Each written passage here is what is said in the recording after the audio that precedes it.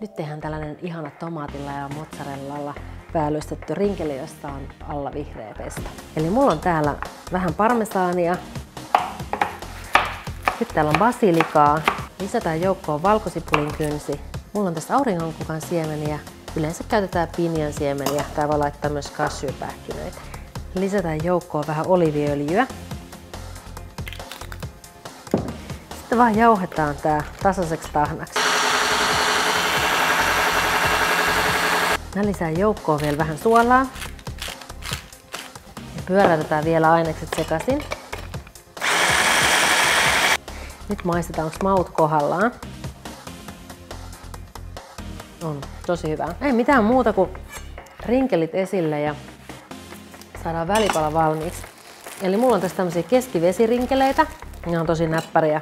Voi ottaa evääksi vaikka töihin tai harrastuksiin. Tai laittaa vaikka lapsille valmiiksi. Sitten mulla on tässä tomaattia. Leikataan ohuiksi viipaleiksi. No niin, nyt levitetään tää ihana pesto tohon rinkelin päälle. Laitetaan muut täytteet.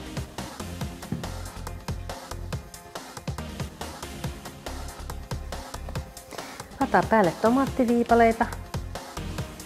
Viipaloidaan päälle vähän mozzarellaa.